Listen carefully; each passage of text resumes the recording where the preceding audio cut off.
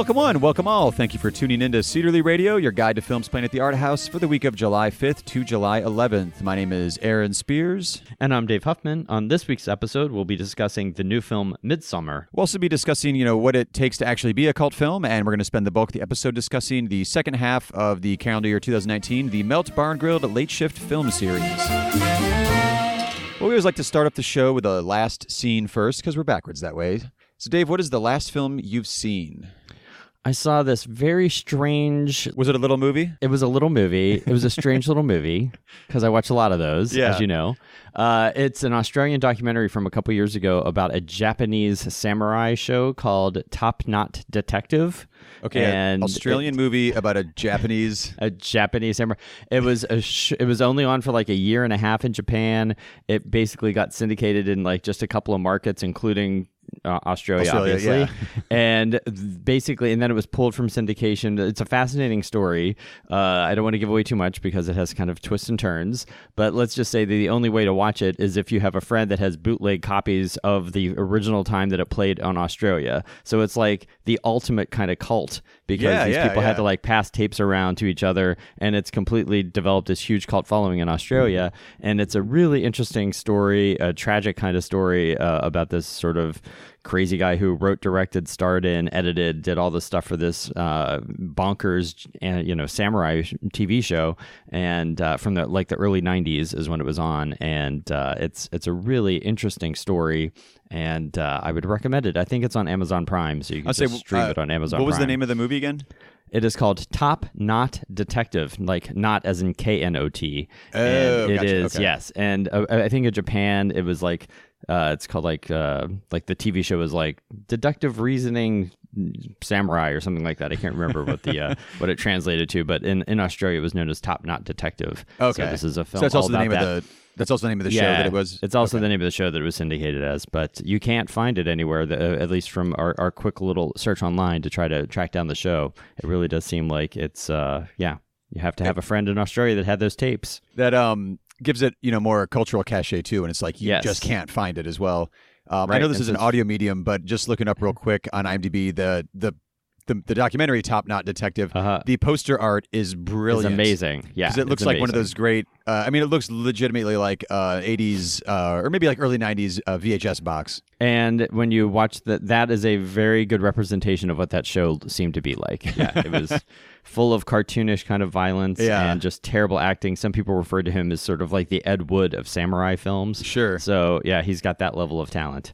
So what was the last thing you saw, Aaron? Was it a strange little movie? I guess you could kind of call it that. It was Last Black Man in San Francisco, which isn't too strange. Awesome. But no, but it is a little movie. Mm-hmm. It is a little movie, and it's. I think you mentioned it on the show when we were talking about when it first opened that it has some echoes of early Spike Lee or even current Spike Lee in its humor, which.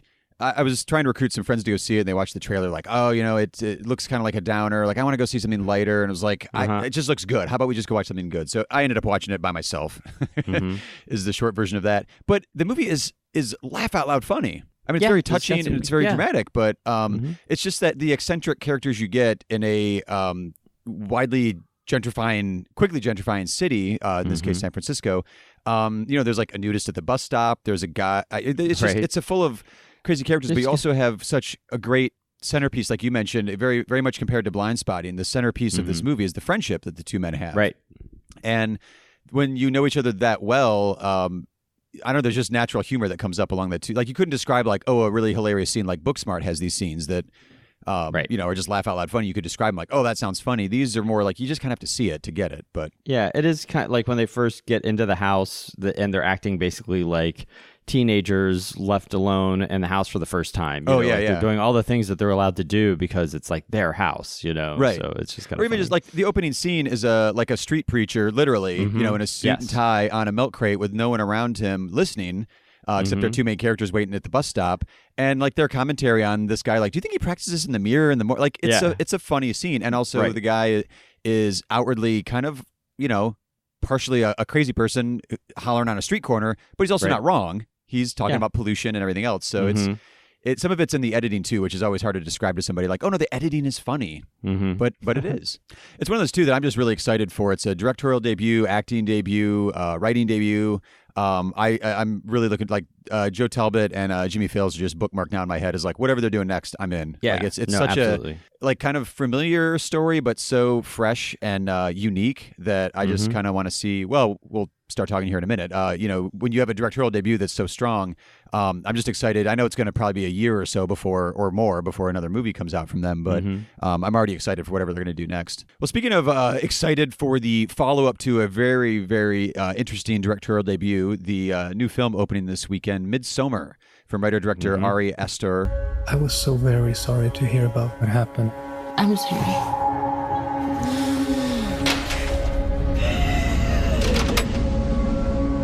I invited Danny to come to Sweden. You know what she's been going through. Christian says you've got this special week planned. It's sort of a crazy festival. Special ceremonies and dressing up. That sounds fun.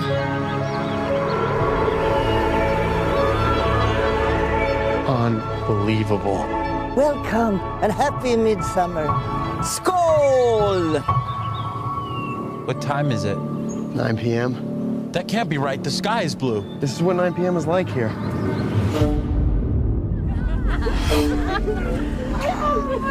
How long have you two been together? Just over 3.5 years. 4 years. Really? Yeah? What do you think? It's like another world.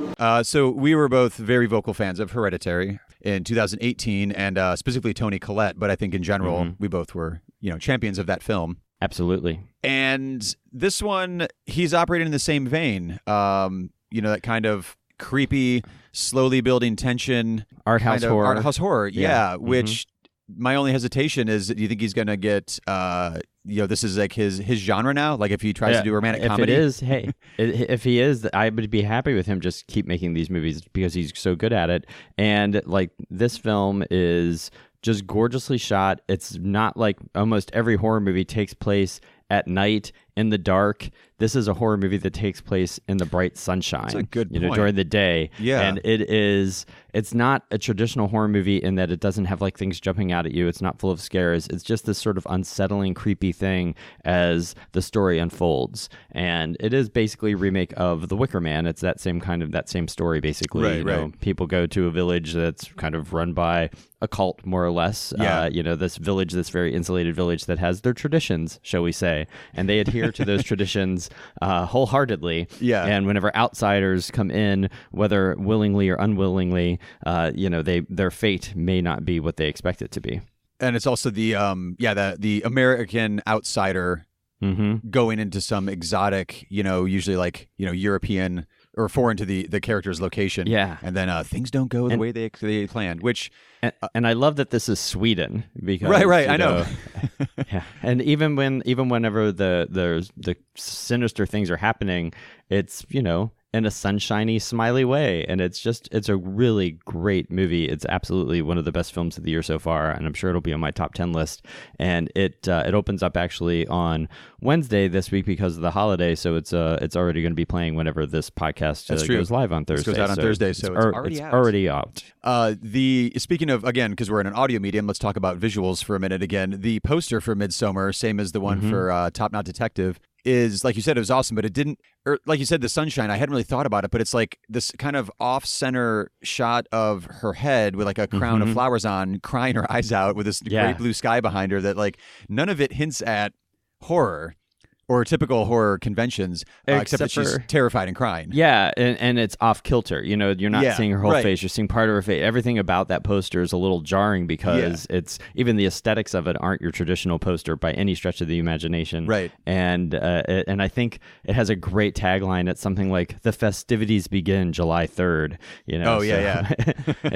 They're not necessarily. I mean, for the villagers, they're great festivities. So, and it's just a really really beautiful, strange, pensive film that I would highly recommend. And there is some, violence and gore elements to it, but again, it's not a traditional horror film in that sort of way. Like if you think, I don't like horror movies, I don't like that kind of like slasher kind of creepy kind of stuff. It's not that kind of horror movie. When people think about horror, they limit it to this, what they think, like a slasher movie genre film or something like that. And this is absolutely not that. Well, I think it's also part of when that genre broke through to the mainstream back in like 70s, 80s, and became like the one-upsmanship of some of the gore, but then also the ones that were commercially successful, the Nightmare on Elm Street series or the Friday the 13th series and Halloween as well. Like it just, that became what, the cultural shorthand was horror movie. It was like, a bunch of gore and a bunch of blood. Or like you said, the jump scares too. Like that was one of the great things about Hereditary, which there are some good jump scares in there, but they're good because they're earned.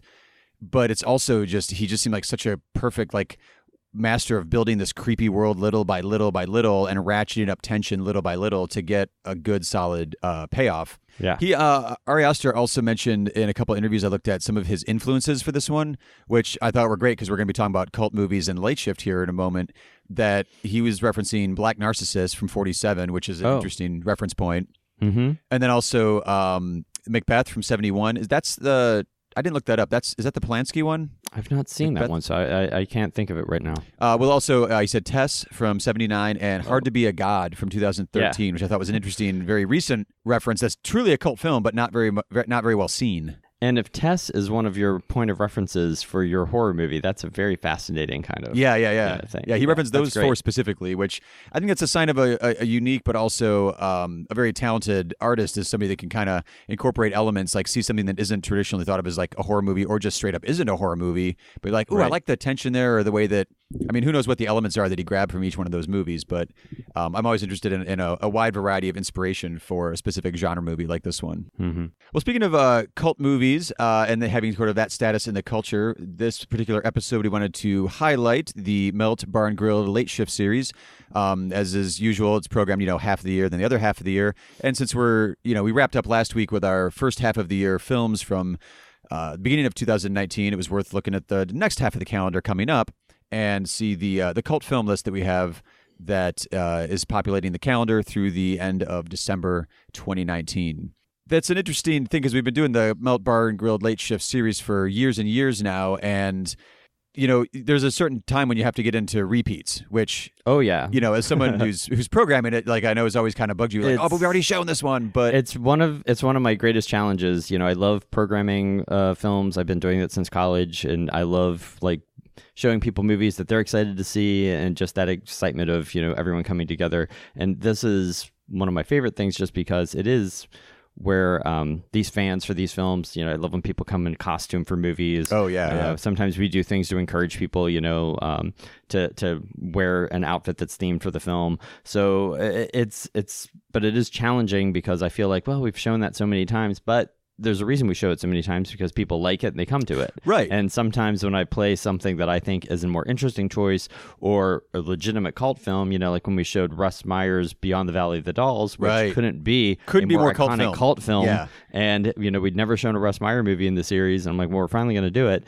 And then barely anybody shows up, and I keep trying to explain to people, it's like, just, I don't want to sound arrogant, but kind of trust my judgment. Like, we're showing these things for a reason, and if you've never seen it, take a chance on it, because it might end up being one of your new favorite movies, and having a chance to, for the first time, be introduced to one of these on the big screen is definitely, there's no better way to see it. Right, big screen with a crowd.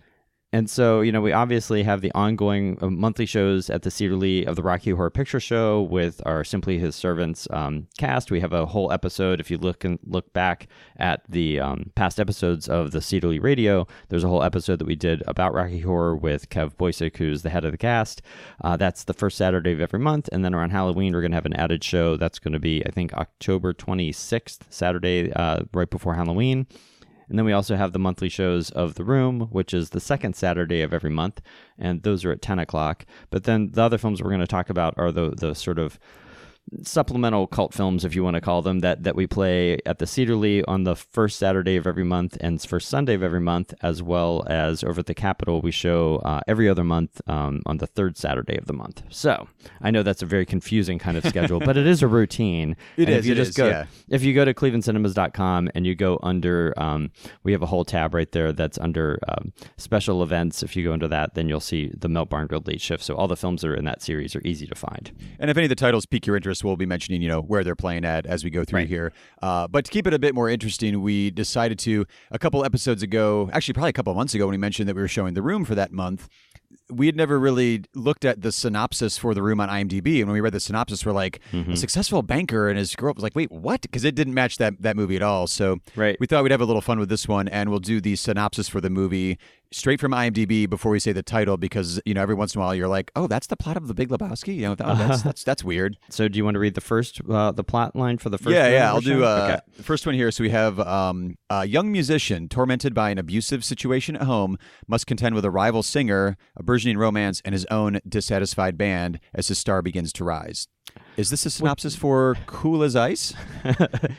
No, because it doesn't mention a motorcycle. Although in this right. film also there's a motorcycle, which is this is of course Prince's Purple Rain, which couldn't be more iconic. But that description is so wonderfully generic I love. You know, there's no mention of it.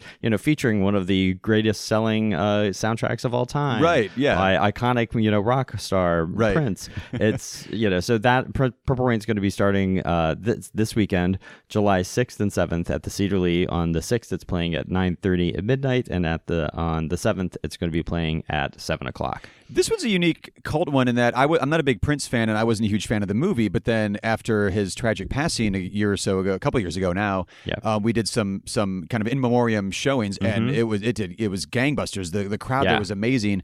And seeing it with that kind of crowd, like people were doing lighters in the theater when songs were done, it totally changed my view of that movie. And now it's so much fun. Bittersweet, but it's so much fun watching it with a crowd. It's definitely a watch it with a crowd kind of movie. So I'm going to read the next summary, and we'll see if you can guess what this movie is. All right. It is a family vacationing in a small town discovers the entire town is inhabited by goblins in disguise as humans who plan to eat them. Which sounds accurate knowing the title, but I don't know that I would be like, oh, it's Troll 2, because that's also just a really interesting generic, it's not interesting actually, it's a very generic description for several 80s horror movies, I think. I think it's hilarious because the movie is one of the things that makes it one of the best bad movies ever made, is that it is an in-name only sequel to the original Troll film. Oh, right. And then it's Troll 2, but there's no trolls in it because there's goblins in it, not trolls. So that's one of the things that makes it amazing. And again, if you've never seen Troll 2, that is a movie with an audience that is just hilarious. And that is going to be, again, at the Cedar Lee playing on August 3rd and August 4th. It's a film that we've played in the past, I think, a couple of times. Yeah. And it's just a blast. There's even a whole documentary that we played.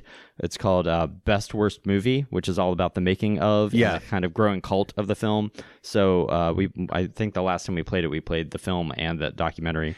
So it's just the film. It's a natural double feature, too, if you want to kind of pregame at home watching the documentary. It definitely...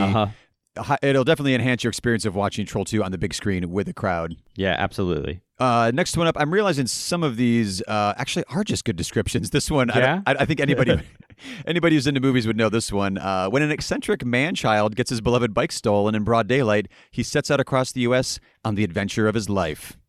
Well, there's only one beloved man-child that I can think of that America has fully embraced, and that is, of course, Pee Wee Herman. Yeah. So this is Pee Wee's Big Adventure. And that is going to be playing over at the Capitol in August at August 17th at 12 a.m. And again, this is a film that we've shown several times at the Cedar Lee. We've shown it at the Capitol. We've shown it a bunch of times, but people just love it. And I'm one of those people that love it as well. So it is just one of those movies that you can watch over and over and over again, which is, of course, a true test of a cult film. Very much. And also it's a film that when you watch it with an audience, people basically have the film memorized. So there's a lot of interaction with the screen and people really just, loving it. And of course, the most audience interactive moment in the entire movie is whenever he's at the Alamo and they all, everybody claps along to Deep in the Heart of Texas. Yep. So it's a lot of fun. I just found out recently on a different podcast I was listening to that wasn't ours that Pee-wee's Big Adventure, or I'm not sorry, not the adventure part, but Pee-wee as a character, Paul Rubens had for a while, but he went to New York and auditioned for Saturday Night Live, and when he found out he didn't make it, that was when he plotted his entertainment revenge by going back to L.A. and the Groundlings, and that's when he did the first Pee-wee stage show and borrowed money from his parents to do all that. So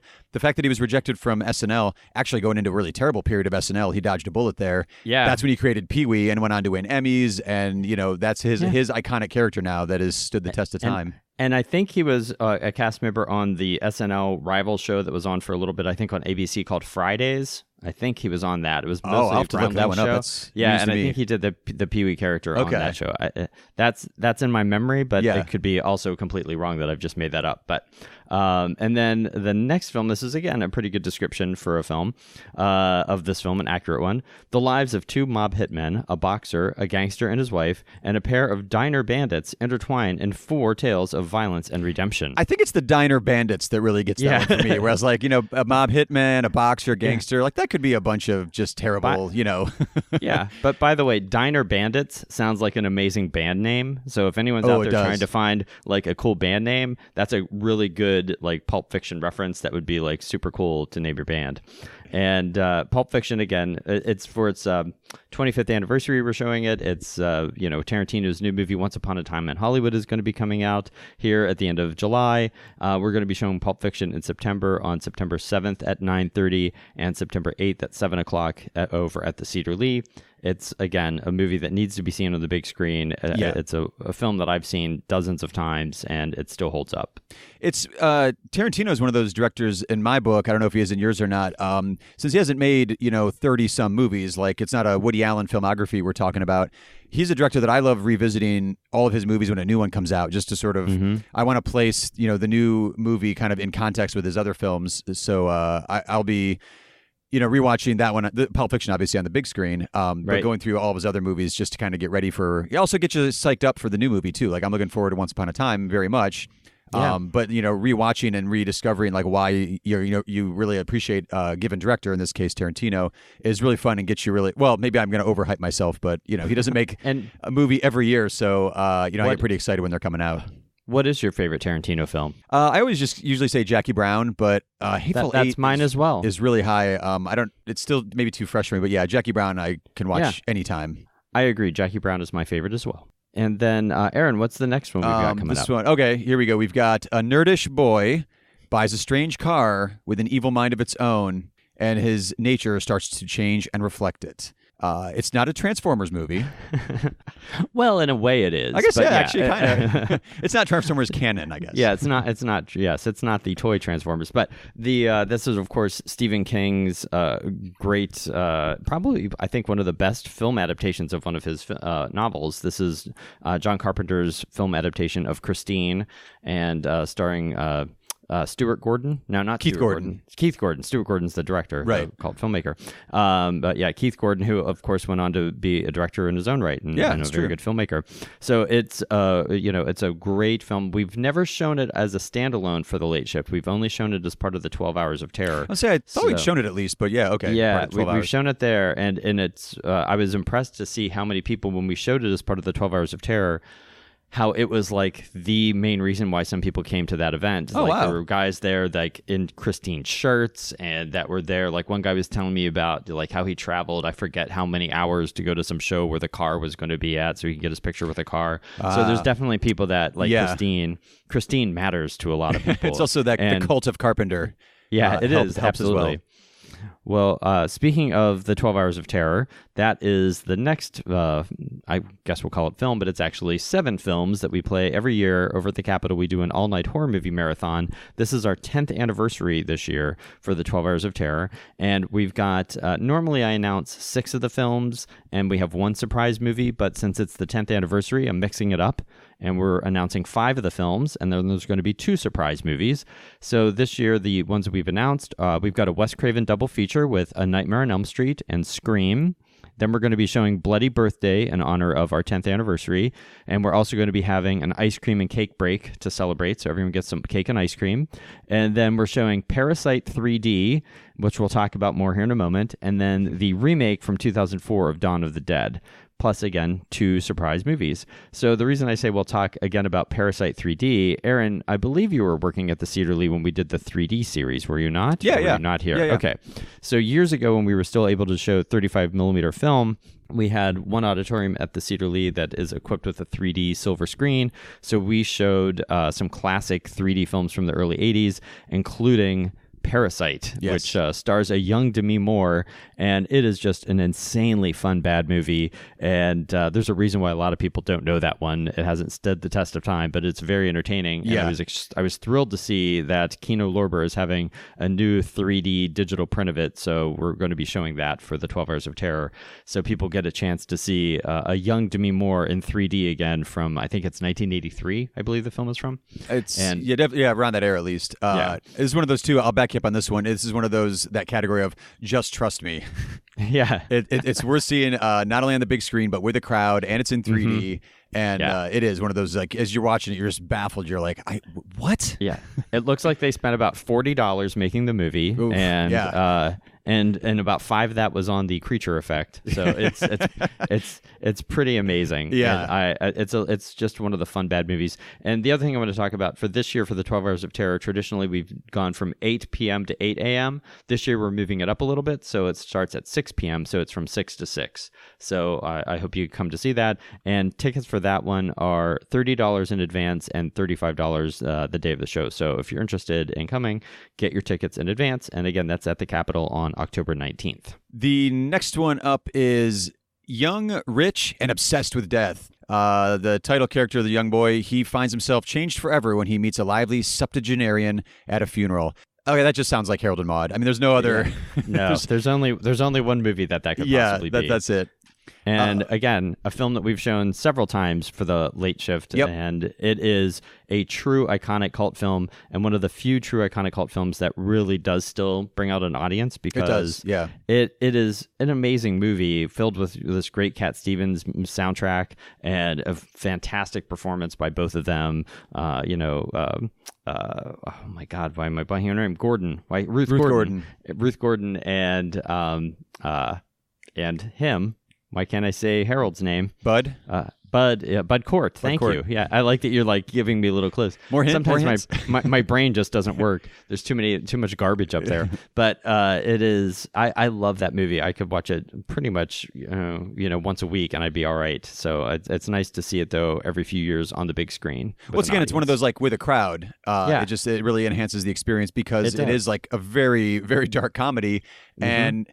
It's one of those like kind of a lot of generally speaking, inappropriate humor that is just, it's fun when a crowd like kind of gut laughs at that and everybody sort of realizes, oh, wait, that was kind of dark or whatever.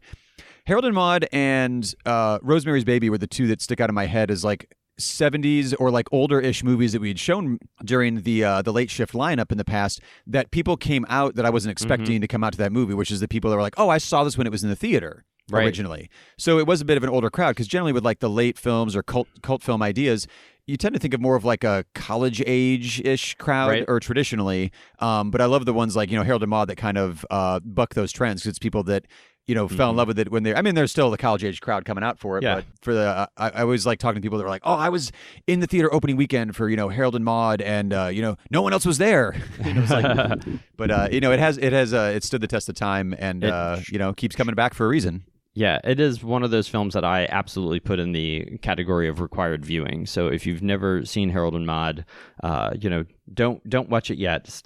Hold off a few more months and come to the Cedar Lee on November 2nd and 3rd. It's going to be playing at 9:30 midnight on the 2nd and at 7 o'clock on the 3rd. All right, so this next one is about... A man is mistaken for a millionaire of the same name, seeks restitution for his ruined rug, and enlists his bowling buddies to help get it. All right, maybe this experiment doesn't really work because these all sound exactly like the movie we're talking about. Well, I know, except for the fact that like whenever you leave out the name of the character and stuff, and you just hear like what the plot is, you're right? Like, oh, that's true. Yeah. Oh, it does sound a little hilarious. Like he seeks restitution for his ruined rug. Like the fact that the entire plot centers around someone peeing on someone's rug is pretty amazing. Or maybe have it this way: like picture all these synopsises like that's the first pitch meeting that it was at some studio. Like, okay, I got this story. I got it. It's about a mistaken millionaire, story. a ruined rug, and his bowling buddy. He's like, get out of my Yeah. office. And that, of course, is the Coen Brothers' The Big Lebowski, which we show every year at the Cedar Lee to end the year's late shift films. And that's going to be showing on December 7th and 8th, 7th at 9:30 midnight, the 8th at midnight. And, of course, we'll have White Russian specials at the concession stand. Well, it'll be the 8th. It'll be at 7 p.m. Oh, yeah, sorry. That's the early 8th one. is at 7 o'clock. Yes, you're right. Sorry. And speaking of, like, I know it's kind of tradition now because we play it every December. Yep. But also there's every year is like there's better and better Walter and the Dude and John Turturro. There was a John Turturro outfit last year that was like, wow, all right, points for bravery on that one. And didn't I read that there's going to be like a Jesus film, like the John Turturro character? I think that they're working on something. I do remember yeah. I don't know if that's I can't remember. I feel like there's something in the works about that, sort of like a standalone kind of spin-off thing that is about him. I looked up the Coen Brothers real quick before we recorded just to see, like, will they have it? Because they seem like they put out a movie almost every year. Will they have another movie out in December time?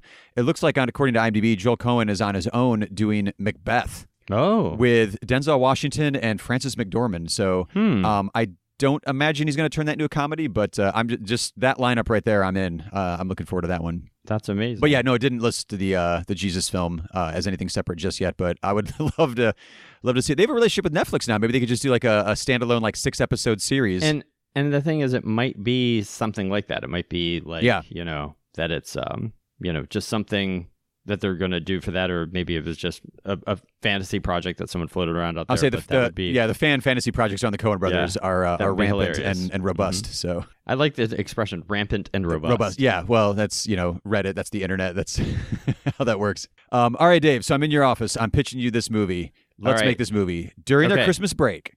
A group of sorority girls are stalked by a stranger. All right. I feel like that's about 100 movies, that description. But this is, of course, referencing the first original one. This is Bob Clark's Black Christmas from the early 70s. It's going to be playing at the Capitol on December 21st at midnight. And it was remade a few years ago as well. Actually, the remake's not too bad. I forgot about that. Yeah, it's not too bad. Yeah. But, of course, Bob Clark is most known for another cult Christmas movie, Story? Which is, of course, A Christmas Story. Oh, I did not realize he was the same director on Black Christmas. A Canadian filmmaker, Bob Clark, who made, the quintessential Cleveland Christmas movie, is also has made this film, which he made a few years before, probably almost 10 years before it, really. Black Christmas, starring a young Andrea Martin from Saturday Night Live, or not Saturday Night Live, from SCTV, and Olivia Hussey, what's her name? From Olivia Hussey. From Olivia Hussey from Romeo and Juliet. So it's a great thriller. It's kind of iconic. I don't want to give away the story, but it's kind of like a famous line that's worked its way into pop culture is kind of originates from this film. So I want to say we did give away the story. It's during Christmas break, a group of sorority girls are stalked by a stranger. I know, but it's the whole. Let's just say they're being stalked by phone calls. They're getting harassing phone calls. Right. The phone just won't stop ringing, and it's always some predator on the other end of the phone. So it's a great movie though. Yeah. So that is the lineup for the second half of 2019, the Melt Bar and Grilled Late Shift Film Series. All the details, times, locations, tickets, everything are over at clevelandcinemas.com. On next week's episode, we'll be discussing 3 new films that are opening. We'll have Summer Night, Wild Rose, and The Fall of the American Empire. So next week's Cedar Lee 3 was inspired by The Fall of the American Empire. I was not realizing that the director was a Canadian filmmaker until Dave pointed it out. And do you want to venture a pronunciation? Because I already feel it's Denis Arcand. Denis Arcand. So we are taking a look at some filmmakers to our, we're in the United States right now, so our neighbors to the north, actually pretty immediate north, we're in Cleveland, Ohio. So we're going to be looking at our 3 favorite Canadian filmmakers. If you have any specific Canadian filmmakers you're a fan of, you'd like to point out to us, submit your picks at Cedar Lee Theater using the hashtag CedarLee3, the number 3. But before we sign off for this week, we do want to let you know there are a few special events happening over this extended holiday weekend. Well, in addition to the showings of Purple Rain and Rocky Horror Picture Show, we've already mentioned this weekend, coming up on Tuesday, July 9th, part of the National Theater Summer Encore series, we are showing Hamlet, starring Benedict Cumberbatch, in one of my all-time favorite Hamlet adaptations.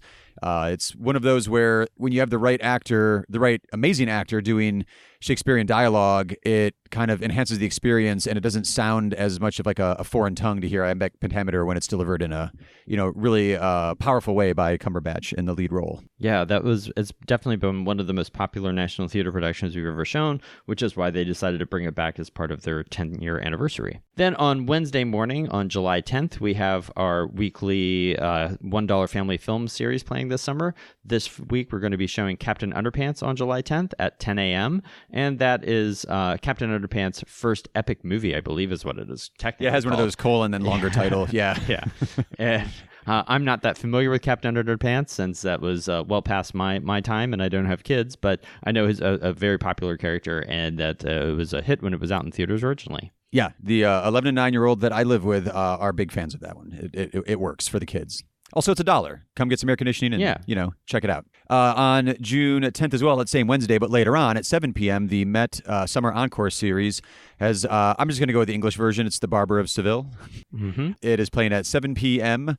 on the big screen as part of their Summer Encore series. And then on Thursday, July 11th, we have an anime film with one of our typically hilarious anime titles. It is Sound Euphonium, the movie, Our Promise, A Brand New Day.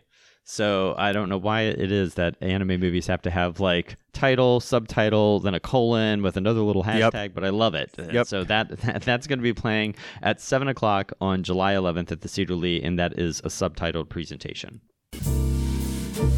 As always, thank you for tuning in to Cedar Lee Radio and lending us your ears this week. All the music heard on the show is original music written by Grant Heineman and performed by the New Heights Jazz Ensemble, used with their permission, of course. Visit clevelandcinemas.com for correct showtimes and to purchase advance tickets. Also, there are links in the show notes. You can use those if you'd like as well. Follow us on Facebook, Twitter, and Instagram. We are at Cedar Lee Theater, spelled with an R-E at the end because we're fancy like that. Don't forget to subscribe to the show wherever you find your podcast, and while you're subscribing, leave us a rating and review, or better yet, tell a fellow film geek about the show. We'll see you at the movies.